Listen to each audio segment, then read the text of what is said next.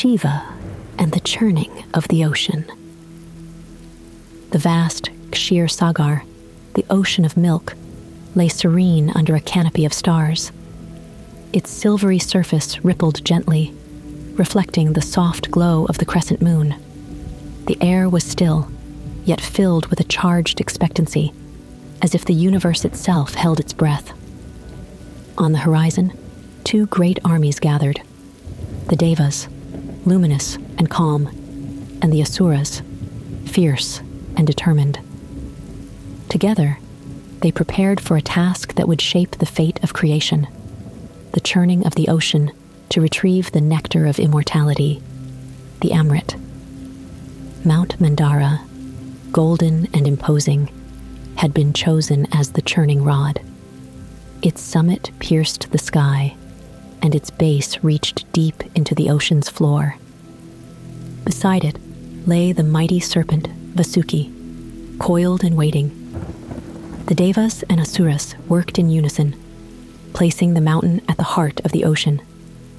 The great Vishnu, serene in his infinite form, floated above the waters, watching with a gaze as steady as eternity. "Let us begin," Vishnu said, his voice resonating like a temple bell. The Devas took hold of Vasuki's tail, their hands glowing softly against the serpent's golden scales. The Asuras, with their fierce pride, grasped Vasuki's head, ignoring the serpent's sharp gaze. Together, they began to pull. The churning began slowly, almost delicately. Vasuki's body coiled and uncoiled, dragging Mount Mandara in a great circular motion. The waves lapped softly at first, but as the rhythm of their pulling grew stronger, the ocean began to churn in earnest. The waters roared and swirled, creating spirals of foam that gleamed like silver threads under the moonlight. At first, the effort seemed to bear fruit quickly. From the depths of the ocean, treasures began to emerge. First came Kamadhenu, the divine cow, her coat shimmering with hues of dawn. She stepped onto the shore, her soft eyes gazing at the Devas and Asuras with quiet blessing. Then came Uchai-Shravas, the celestial white horse, with a mane as radiant as starlight. It neighed, the sound echoing through the heavens. Apsaras, the heavenly dancers, rose from the waves next, their movements as fluid as the ocean itself. They twirled in gratitude, their laughter ringing like soft chimes. The sight of these treasures filled the Devas and Asuras with hope. Their rhythm grew faster, and their chants louder. The ocean seemed to respond, rising higher and higher, as if eager to reveal its secrets. But with every pull, the ocean's waters grew darker. What had begun as a harmonious endeavor now carried a faint tension. A low rumble began beneath the waves, faint at first, but growing steadily. The surface of the ocean, once calm, began to ripple with unease. The creatures of the sea, dolphins, turtles, and fish with scales like mirrors, scattered, disappearing into the depths. The Devas exchanged glances, their earlier joy dimming into caution.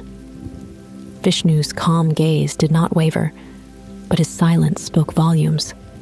The Asuras, driven by ambition, ignored the growing unease, pulling with even greater force. As Mount Mandara spun faster, its golden peak catching the moonlight, the waves surged higher. The once pristine water turned murky, swirling with a faint, shadowy hue. The air grew heavy, thick with something unspoken. The stars above flickered as if watching with bated breath. A sudden gust of wind rushed past, carrying the faint scent of something sharp and bitter. "What is happening?" one of the Asuras muttered, his grip faltering for a moment. Hanuman, who had come to watch from a distance, perched on a nearby cliff, tilted his head. "Something stirs beneath the surface," he whispered, his voice laced with curiosity and caution. Vishnu raised a hand, steadying the churning rhythm. "Do not falter," he said, his voice calm but firm. "The ocean holds both treasures and trials. Continue." The Devas nodded, their resolve steadying, but the unease lingered. The waves crashed louder now, their spray carrying a faint, stinging heat. The very air around them seemed to hum with tension, a note that grew sharper with each pull of Vasuki. Finally, Vishnu's gaze turned toward the far horizon, where the silhouette of Mount Kailash stood against the night sky. A faint smile touched his lips, though his eyes remained serious. The time was near. The churning continued, the ocean's roars growing louder, deeper, more primal. The stars above dimmed, their light seeming to shrink in the face of what was to come. The treasures ceased emerging, replaced by silence. A silence so profound it pressed against the ears like the weight of 1,000 whispers. Then, with a deafening roar, the ocean began to rise. Its waters spun into a great whirlpool, dark as ink, the edges glowing faintly with an eerie, bluish light. The air crackled with energy, and the world seemed to pause. The Devas and Asuras stopped, their hands frozen on Vasuki. Even the serpent stilled, its golden scales darkened by the shadow that now spread across the waves. Something was coming. Something that would test the very fabric of their unity, their resolve, and the balance of creation itself. The air grew heavy as the churning continued. The once glimmering waters of the Kshir Sagar, vibrant with light and treasures, now swirled with an ominous darkness. A deep rumble echoed from the ocean's depths, shaking the very earth beneath the Devas and Asuras. The rhythm of their effort faltered, unease spreading among them like a shadow. And then it emerged. From the heart of the ocean rose a dark, seething mass, black as the void and shimmering faintly with sickly green hues. The poison Halahala took form. It billowed like smoke, dense and thick, spreading tendrils into the air. A foul stench filled the atmosphere, sharp and acrid, causing even the mightiest warriors to stagger. The Asuras recoiled first. "What is this vile thing?" one of them shouted, covering his mouth and nose with his arm. Their faces, usually so fearless, twisted with fear. The Devas were no less affected. Their radiant forms dimmed as they stepped back, their hands still clutching Vasuki. The serpent itself hissed and writhed, its body thrashing violently. The poison began to spread. Where it touched, life withered. The flowers on the distant shore shriveled to ash, and the once gleaming waters turned murky and still. The skies above darkened, as if the sun itself recoiled, its light struggling to pierce the haze. A ripple of panic swept through the gathering. Rivers in the distance dried up, their beds cracking under the weight of the poison's presence. The winds, once cool and steady, now carried a searing heat. The very essence of creation seemed to recoil from the Halahala. One by one, the celestial beings turned their gazes to Vishnu, their eyes pleading. But Vishnu remained silent, his face calm but thoughtful. He understood the delicate balance at play, that the Halahala was as much a part of the churning as the treasures and the Amrit. Lord Vishnu, Indra, the king of the Devas, finally called out, his voice trembling. "What must we do? The poison will destroy us all." Vishnu raised his hand for silence. "This is a trial of balance," he said, his voice steady. "The treasures cannot emerge without the poison. But the Halahala must be contained before it consumes all." The Asuras murmured among themselves, their usual arrogance replaced by fear. "Who can contain such power?" one of them asked, his voice barely audible. Vishnu's gaze shifted toward the distant peaks of Mount Kailash, shrouded in mist and shadow. The mere mention of the mountain seemed to bring a hush over the gathering.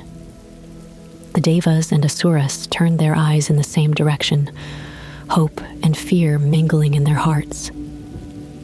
And then he appeared. From the shadows of Mount Kailash stepped Shiva, the Lord of Destruction. His movements were unhurried, his presence calm and commanding.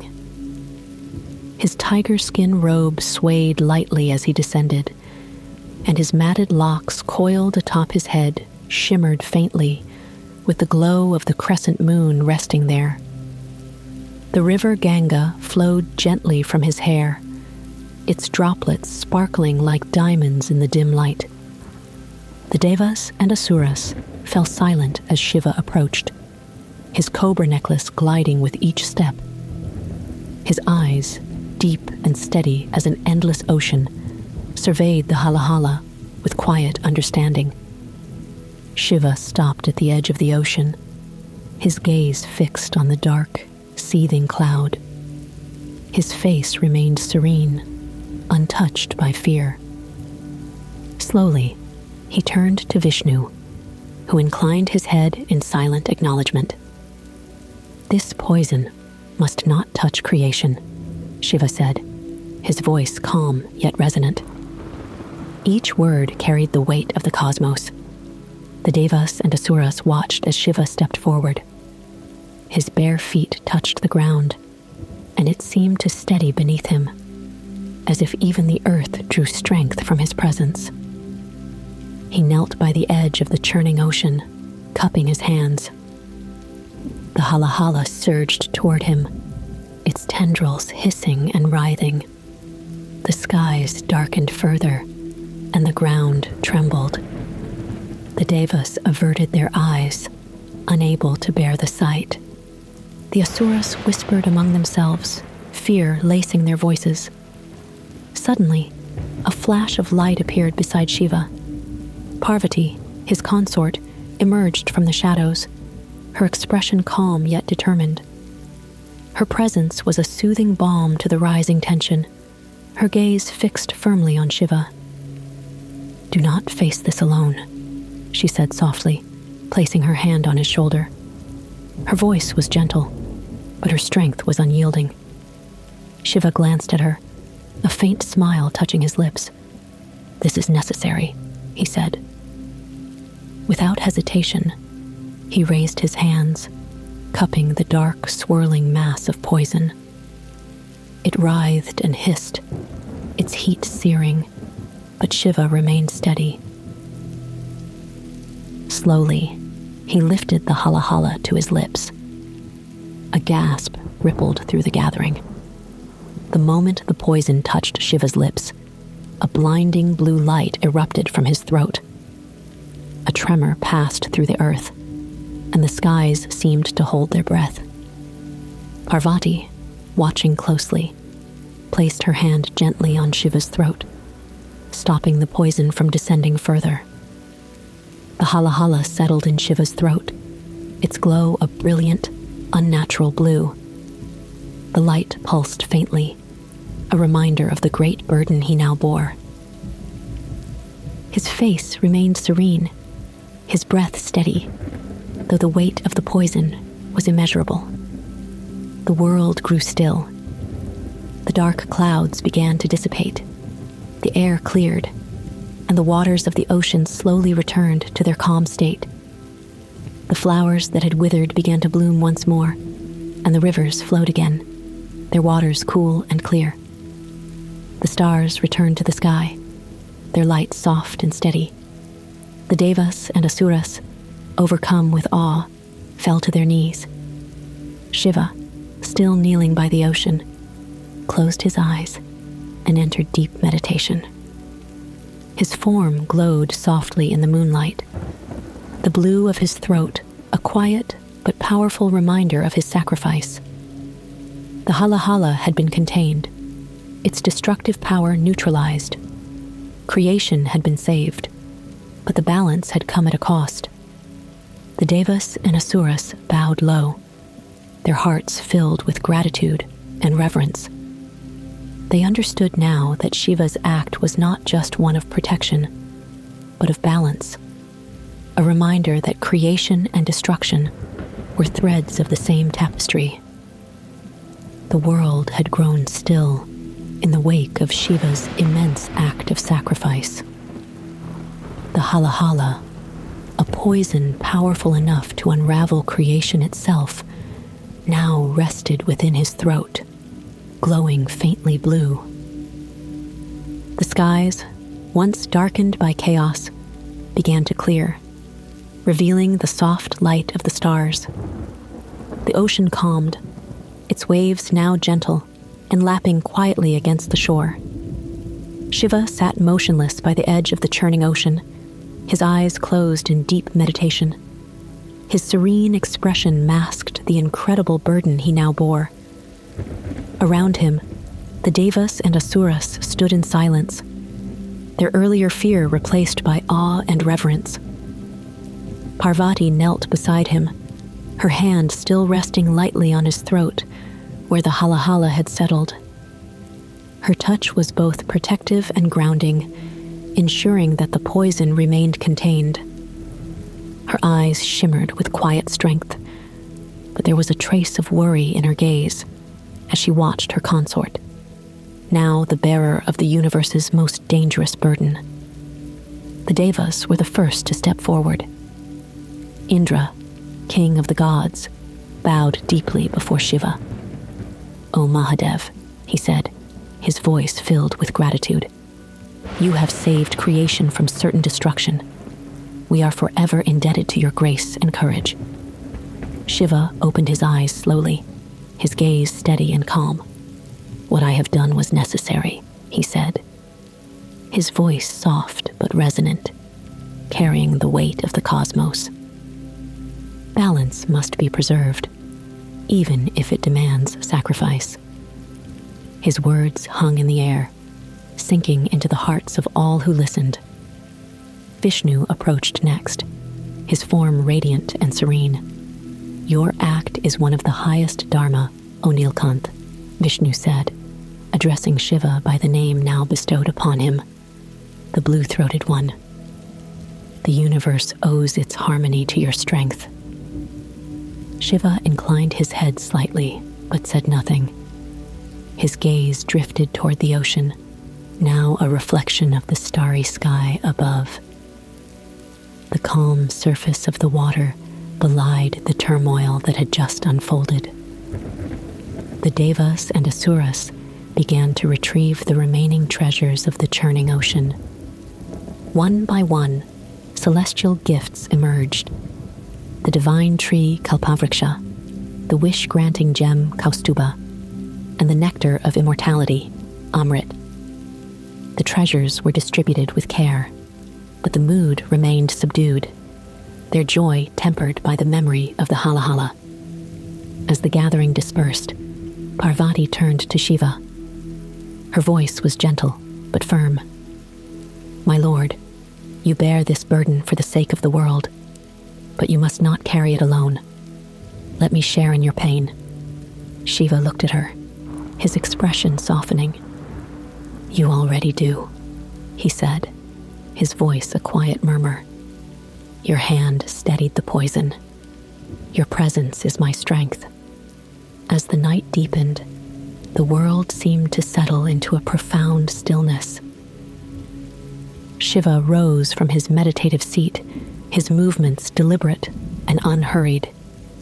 He turned toward the Devas and Asuras, who gathered once more, their faces filled with expectation. Creation and destruction are two sides of the same truth, Shiva began, his voice calm but powerful, resonating through the still air. To seek only creation, without understanding the necessity of destruction, is folly. The Halahala was as much a part of the churning as the treasures and the Amrit. It is through facing the darkness that we find balance. His words carried a profound weight, and even the Asuras, often defiant and proud, bowed their heads in acknowledgement. Indra stepped forward, his hands folded in supplication. O Mahadev, what you have taught us today will not be forgotten. Your sacrifice is a reminder of the harmony we must strive for, even in the face of chaos. Shiva turned his gaze to the horizon, where the first hints of dawn began to paint the sky with faint hues of gold and pink. The churning of the ocean is not a task unique to the Devas and Asuras, he said. It is a reflection of existence itself. In each of our lives, we churn the ocean of our being, seeking treasures of wisdom, peace, and growth. But we must also face the poison, the fears, doubts, and darkness within us. He paused, letting his words sink in. It is only by embracing both the light and the shadow that we find true harmony. As Shiva spoke, a sense of profound calm washed over the gathering. Even the Asuras, known for their ambition and discord, seemed to absorb the lesson. Parvati stood beside Shiva, her presence radiant and steady. She turned to the gathering and said, "Remember this day, and remember what Mahadev has shown you. Balance is not the absence of challenge, but the acceptance of it." The crowd dispersed slowly, their hearts heavy with reverence. The treasures of the ocean were carried away to their rightful places, and the Devas and Asuras departed, their minds filled with the wisdom of Shiva's words. As the world returned to its natural rhythm, Shiva and Parvati ascended Mount Kailash once more. The journey was silent, the air crisp and cool, as the first light of dawn bathed the peaks in gold. Upon reaching the summit, Shiva sat once more on his meditative seat, his posture calm and grounded. Parvati stood beside him, gazing at the horizon. The blue glow of his throat remained faint but steady, a reminder of his eternal vigilance. The crescent moon in Shiva's matted hair shimmered softly, and the river Ganga flowed gently from his locks, a symbol of purity and life. The cosmos seemed to exhale in relief, its balance restored. As the sun rose higher, Parvati knelt beside Shiva, placing her hand on his arm. "You bear the weight of the universe, my lord," she said softly. "But even the universe must rest." Shiva's lips curved into a faint smile. "The weight is not mine alone to bear," he replied. "Balance is not the work of one being, but the harmony of all existence." The two sat in quiet reflection as the world below them thrived once more. The rivers flowed, the forests bloomed, and life continued, its rhythm steady and unbroken. The story of Shiva's sacrifice would echo through the ages, a reminder of the power of balance and the courage to face both creation and destruction with equanimity.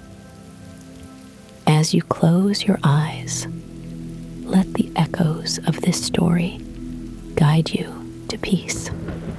Drift gently into sleep, knowing you are part of a world where love and wisdom shine bright. May your dreams be calm, comforting, and filled with wonder.